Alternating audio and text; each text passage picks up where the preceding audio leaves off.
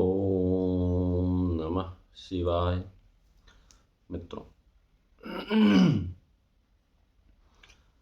आज हम लोग 12वें भाव के बारे में चर्चा करेंगे, क्योंकि 12वां भाव जो है जीवन में मोक्ष का भाव होता है, अलगाव का भाव होता है,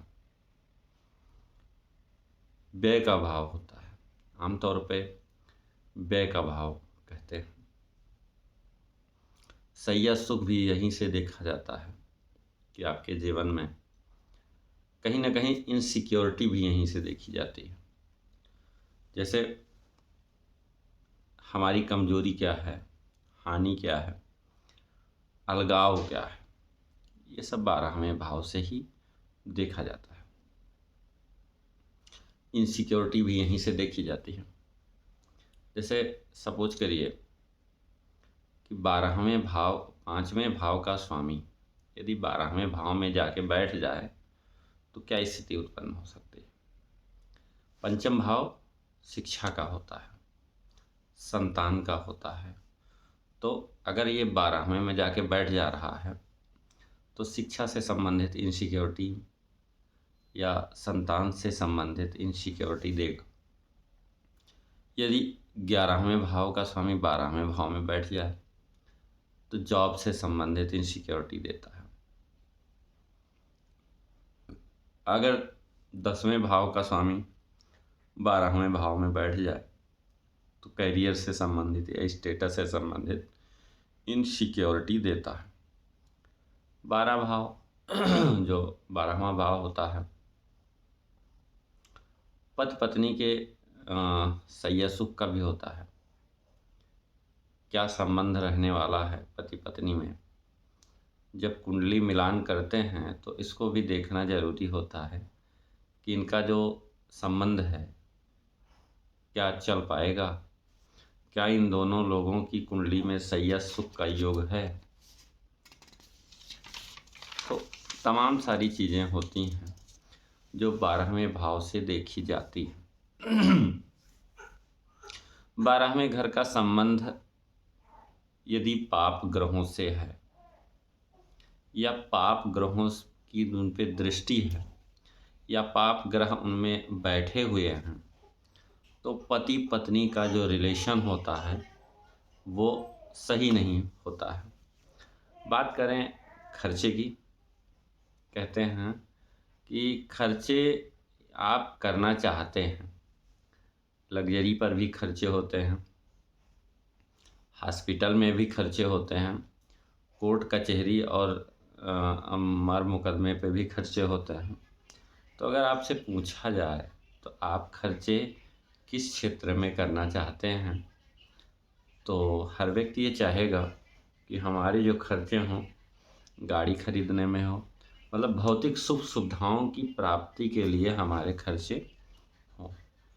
तो कैसे पता चलेगा कि आपके खर्चे भौतिक सुख सुविधाओं पर होंगे या हॉस्पिटल में होंगे या लड़ाई झगड़ा के बाद जेल जाने के बाद क्या ये स्थिति बनेगी या बीमारी से आपके खर्चे होंगे। बीमारी का घर कौन सा होता है? बीमारी का घर होता है छठा घर। यदि 6वें और 12वें घर का संबंध हो जाता है तो आपके खर्चे बीमारी पर होंगे। घर में कोई बीमार हो गया या एक व्यक्ति बीमार हुआ, एक सही हुआ, फिर बीमार हो गया, तो आपके खर्चे अनवरत जो है बीमारी पर रहेगी, परेशानी पर रहेगी। 8वें का संबंध 12वें से हो जाता है तब भी यही समस्या होता है। लड़ाई झगड़ा में, इंजरी में खर्च होता है।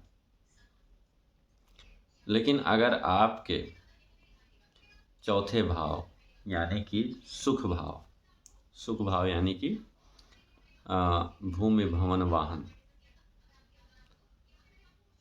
तो ऐसे जो खर्चे होंगे वो आप अपनी लग्जरी के लिए करेंगे।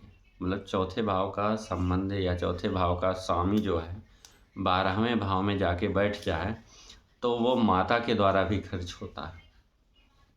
माता के ऊपर भी खर्च होता है या माता के द्वारा भी खर्च होता है। तो तमाम ऐसी चीज़ें हैं जिसकी वजह से ये जो 12वां भाव है, व्यय भाव, अगर 9वां घर धर्म का है, अगर 9वें घर का स्वामी जो है 12वें घर में जाके बैठ जाए या 9वें और 12वें घर का संबंध बन जाए, तो व्यक्ति धर्म कर्म में भी बहुत खर्च करता है। पूजा पाठ में खर्च करेगा, अनुष्ठान कराता रहेगा, धार्मिक यात्राएं करता रहेगा, शिक्षा पर, उच्च शिक्षा पर, पिता पर भी खर्च होंगे। 12वां घर मोक्ष का भी होता है, नींद का भी होता है। 12वें घर में अगर अच्छे ग्रहों की स्थिति है तो आपको नींद अच्छी आएगी, और अगर आपके ग्रह अच्छे नहीं हैं तो आपको नींद अच्छी नहीं आएगी। तो इसी तरह से तमाम चीज़ों के बारे में हम देखते हैं 12वें घर को।